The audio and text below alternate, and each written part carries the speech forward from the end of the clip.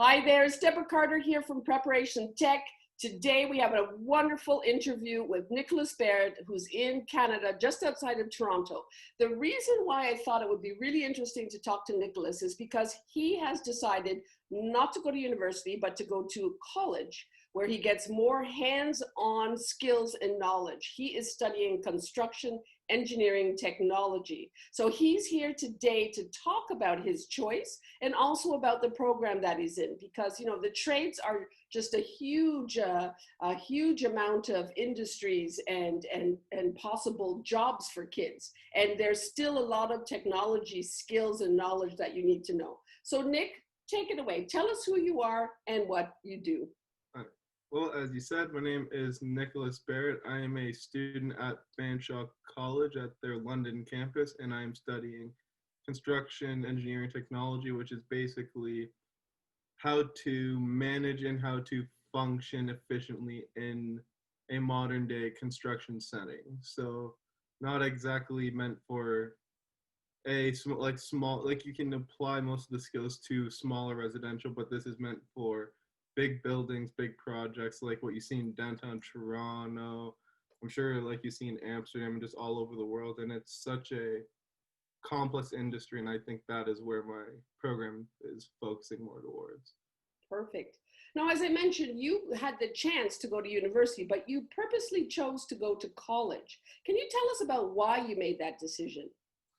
Well, I personally made that decision because I felt like the trades was so understaffed. We have in Canada a huge shortage of skilled tradespeople, and I figured, okay, well, I know 15 people that are going to be lawyers, I know 10 people that are going to be doctors, and while I do have a absolutely crazy amount of respect for those professions, when everyone's going to do it, it tends to be a little bit more difficult to get in. No one was doing construction. I figured, well, if no one's willing to build these structures, I might as well take up the reins, I suppose. So that led me here. Yeah, great. And yeah, I suppose that would be the main driving force behind it. It was just an open field, and I wanted to apply the skills my grandfather had taught me growing up. It started off from holding a light for him to fix some stuff in my house, and now he calls me up to do jobs. I was like, let's just go take this on our own. Let's see where it goes. Awesome. Tell us about the construction engineering program. What specifically are you learning? Well, there's very little like specific learning going on. Like you don't learn about just one section, like one trade, like plumbing, concrete. I kind of narrowed it down in my head as just a 10-year career summarization that teaches you like structural engineering, like how you would interact with different trades, how you manage different trades, how to do quantity surveying, which is essentially pricing out jobs, and using all the different programs and just knowing how the big web that is a construction site works efficiently. You know what I mean? It's what's the best way to it's like learning all the gears in a clock. Mhm. It's like, okay, everyone's a little bit different and some are pretty much the same, but if you don't know what every single one does and the cause and effect, essentially, then clock doesn't work, or Exactly. it doesn't work as efficiently as could be. And what are the gears? Tell us about the gears. What kinds of So things? Roofing, um, uh, HVAC, what? the main subject matter inside it is project management, quantity estimating, and quantity surveying, and mostly concrete. I feel like they put a very special emphasis on it just because it is such a big part of construction. Like almost every building you see now, every house, every structure, really, it rests on a concrete foundation. So if one doesn't know how to get it built efficiently and what to look for in terms of if it's built properly, if the company that is involved in building it is a little shady, then the entire building is essentially off. If it's bad at the foundation, as you can be the best frame or best anything, the the building is going to look a little crooked. So concrete, I feel, would be the one trade that we really focus on getting a handle on. Mhm. So roofers, framers, plumbers, They, they, electricians. we do kind of look at them, and we do understand kind of what they do, but I've at least found in my time, they're pretty much how you manage them are all the same almost, or you can kind of group them together. Like you get a job as a general contractor, then you say, okay, we need to essentially go one level down, and then give your price for, let's say, framing a house. That goes out to tender. A company will say, oh, okay, we can do it for this much. And then they come in, they do it. You call them the day before they come up to your site and say, hey, are we all good for this time tomorrow with this many guys? They say yes, or they say no. And then you move forward with the answer that you got. And essentially, you can apply that to most, if not all, of the trades. Concrete, I just believe, receives special mention just because it is literally the foundation of almost all of modern society. And if you mess it up, it can be hundreds of millions of dollars to fix your problem. Hundreds of thousands or millions of dollars to fix your problem. Mm-hmm. Mm-hmm. Okay. So what I understand then is your program is teaching you how to manage this big web of all these different Yeah. tradespeople and the projects themselves, getting them done on time and stuff. Yes. Getting them done safely and efficiently. Great. Now, technology skills. Tell us about the skills and the tech that you're learning. Are you learning specific programs? Because you're managing a lot, you've got quality assurance. How are you using technology? It's called construction engineering technology, right? Oh yeah. Well, the main programs that we learn how to use are SketchUp, which is, I believe, a free program offered by Google, and it allows you to build structures in a 3D environment. It's like for some of the viewers, they may know Revit. It's like a 3D modeling software. It's like that, but a little bit more a little bit more contained, a little bit not as deep as Revit, as anyone who's used it will know. And it allows you to go into VR, so you can view the space that you actually have created. And so it makes it a little bit easier for when you're dealing with clients of like, hey, is this what you want? And then they can be in the space that they asked you for and say, hey, maybe the walls need to be higher. Maybe this table needs to be a bit higher. You know what I mean? Mm-hmm, mm-hmm. And also AutoCAD, which is for anyone who's even remotely connected to building, it's just blueprints. But the big one, I believe, is Bluebeam. That is one that they stress a lot. It is essentially, you don't make anything in Bluebeam. It's more so a sharing tool. So like if you get some drawings of like a building's foundation plan, essentially, pardon me, what it allows you to do is you and 10, 15 other people, however many people need access to the file, can view it. And then the site super or someone on site is allowed to go outside and, for example, maybe a beam is out of place by like a foot, which in construction is a very big deal. You can take a picture, you can link it to the file or to the plans, and then you can add notes so that everyone that needs to see it is able to see it. Because before this, you would essentially have to call people, hope to God they're not busy, and tell them, hey, something's wrong, we need this done, whatever. And it worked, but it left too much in the air. With Bluebeam, it's just so easy to say, hey, there's a problem, or hey, this is where we're at with the job. And if you can master Bluebeam, essentially you can master it all, because it doesn't matter how well you're connected, it doesn't matter your people skills. If you cannot actually be connected, you can't relay that information, then you won't operate at 100% efficiency. Right. Now, all these programs, did you learn them on during your study or on the job, or did you have to have them before you entered the program? I learned AutoCAD a little bit before I went into the program. It wasn't something that my high school really pressed, or at least I didn't see it. Maybe they did. But Bluebeam, AutoCAD, or most of the other programs I mentioned, I learned them while I was in school. And I think that, then the school also gives you co-op. And so a lot of the program is teaching you what, like in school, the theory, and then going out into co-op and seeing what they were talking about, seeing why Bluebeam is so important and how much time it saves people. Can you explain co-op for the people who don't know this concept? Co-op, essentially, it's a job, pretty much, and it's given through the school, and it's another construction company like PCL, LS Don, or you could do smaller residential construction like I did this year.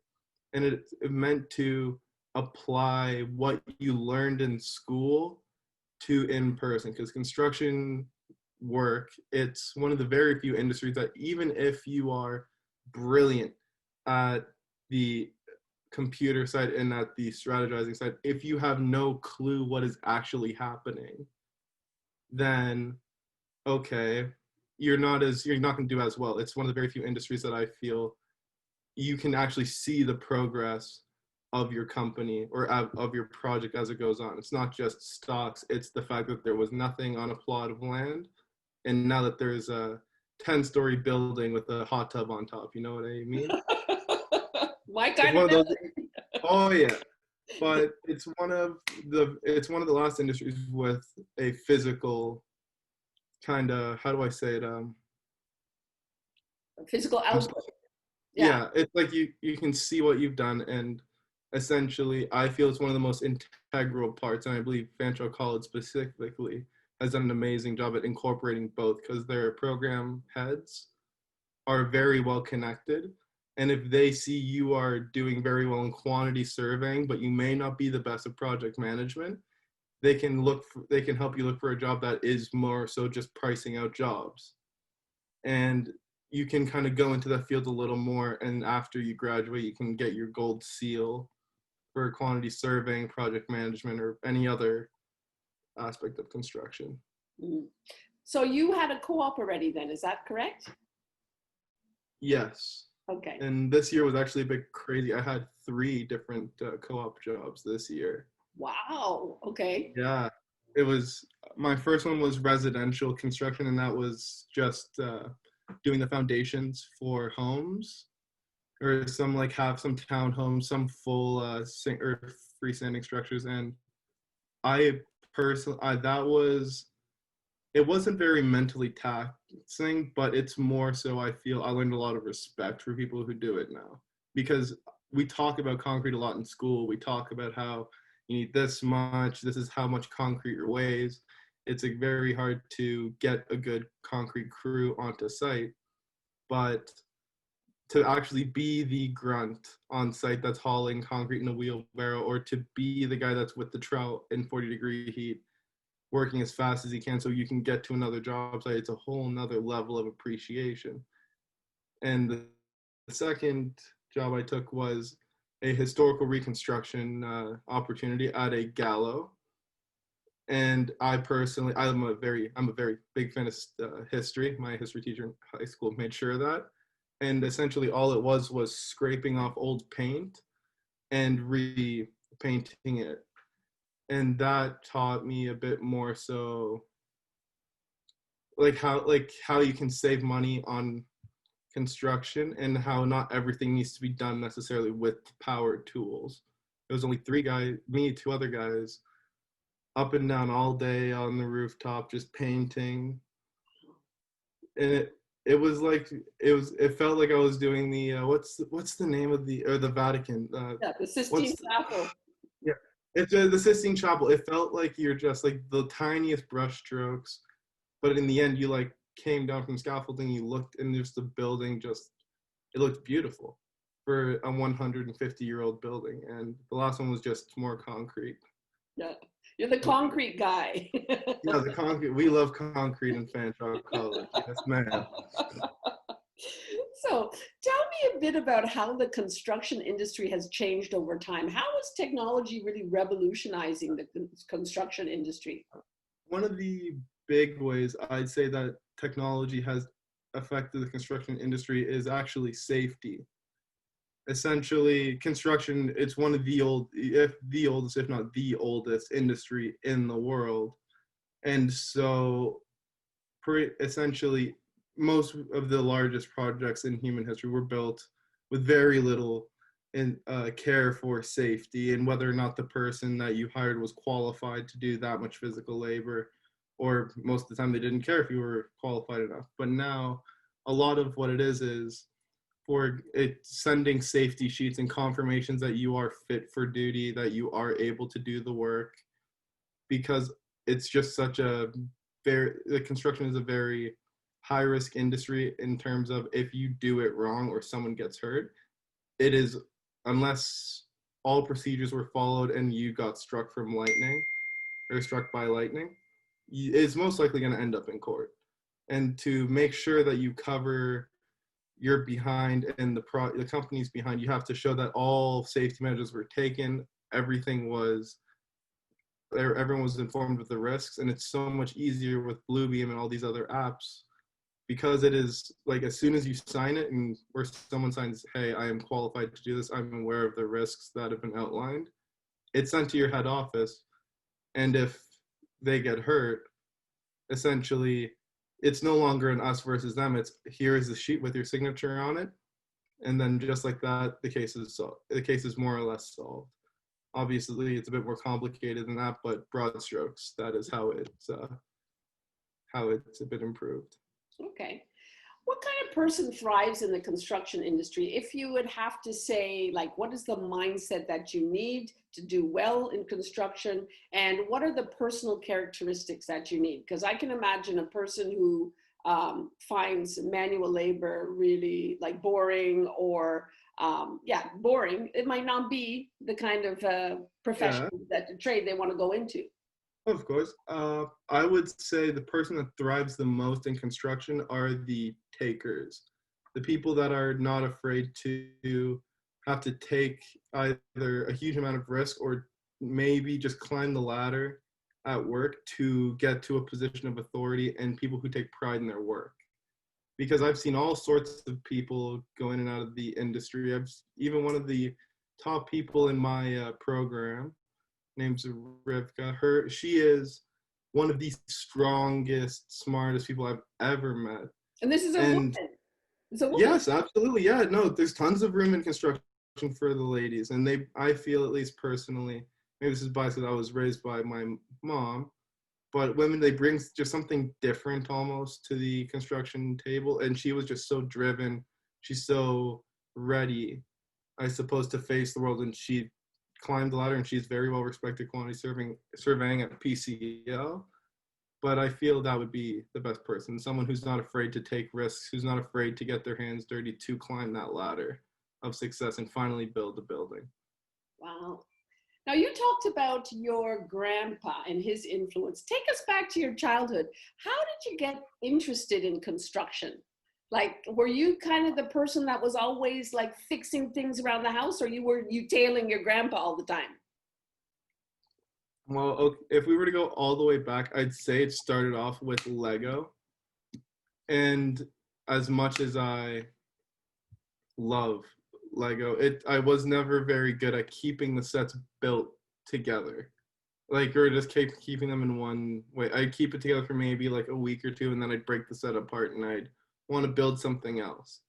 And then over time, you just get these ideas for like these larger and larger sets, and you don't have enough pieces or not the pieces you need. And so, I have to plan out which set I want to ask for my birthday, Christmas. But then that inevitably, I suppose, or no correlation. My grandfather, just as time went on, he said, I need help with something. It was always something. I couldn't really pin down one thing. It was always air conditioning, a car, something. And I said, all right, let's do it. And then it started then it was holding onto the light, making sure you could see. Then it was holding screws for them. Then it was actually screwing things down. And then I guess it was a natural progression path. Here we are.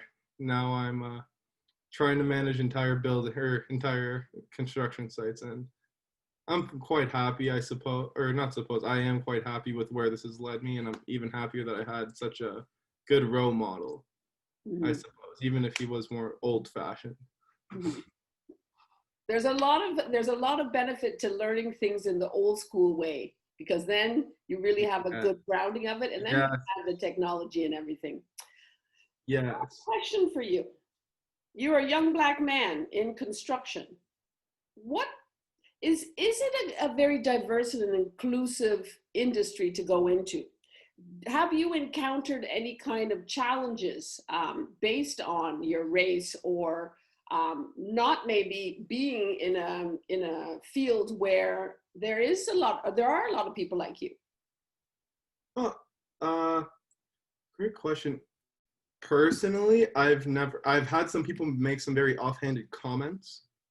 Like actually, this is a fairly interesting one, in that I had someone on site who referred to Black people just in general with a very racially derogatory term. And but the thing is, he meant, at least to me and to my face, he didn't seem like he didn't hold any hate in his heart. He was just an old-fashioned guy that got lost with the time, and it was not right. But for me, I was, I think, about 17, 18 at that time. It was very strange because you typically don't get someone who is making those kinds of comments without just hate and just anger in their heart. But he was a very nice man. He bought me lunch.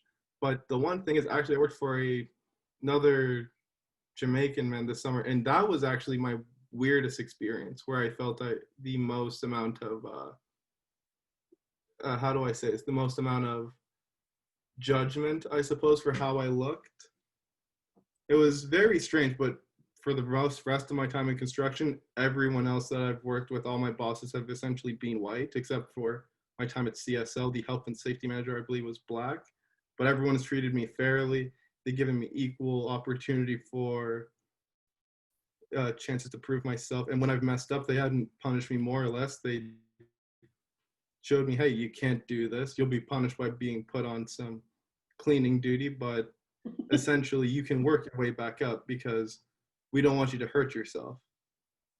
And cleaning is the best way to teach someone that you have to take your time, you have to look at all the fine details, and then you can do whatever you want, I suppose. Mm-hmm. Now, what about women? Are there lots of women in your program? What's the ratio? It's definitely a a male-dominated field, but I feel like women are making a strong case to say that this is now a co-ed industry. It shouldn't be viewed as a male only. I feel like that won't happen until 2040, I like to say, like when you'll have at least somewhat equal ratios. But definitely in the bigger companies like PCO, LS Don, women are definitely making waves.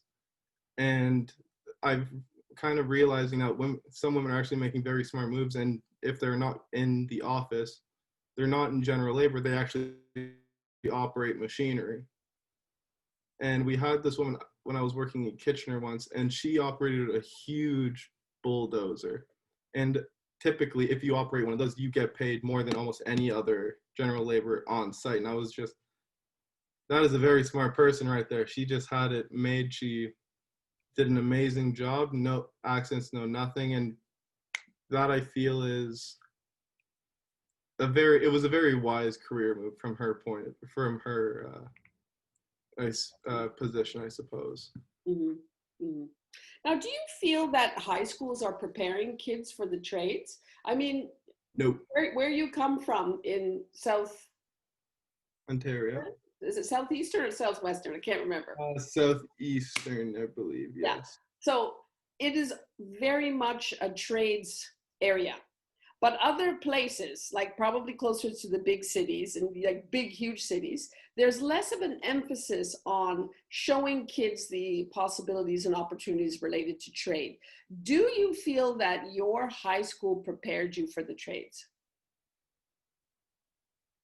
Uh, I would like to say that my high school construction teacher definitely tried his absolute best to prepare me for the trades. Mr. Berger put used all the tools in his box to try to get me ready, but generally speaking, no.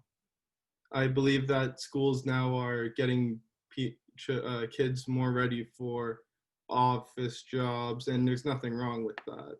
But I feel like they're just kind of overlooking the fact that the trades are an extremely well-paying industry, And yes, a lot of it requires hard work, but you just don't see it, I suppose, too much in schools these days. It's more so emphasized that you go be a lawyer, you go be a bank account or an accountant, such as something. And construction is, I feel, viewed as something that's more so you don't have a plan. Like a lot of the kids that were in my class, they weren't like they didn't love construction. They just needed a bird course to fill in the time.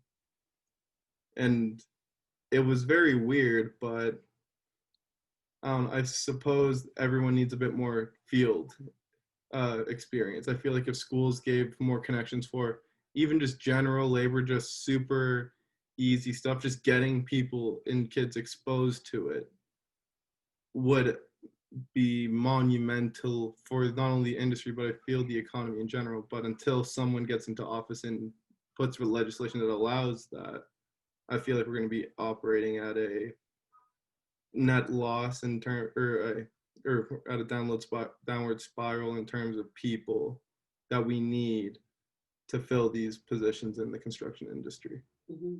And there's a real talent shortage in Canada. Oh yeah.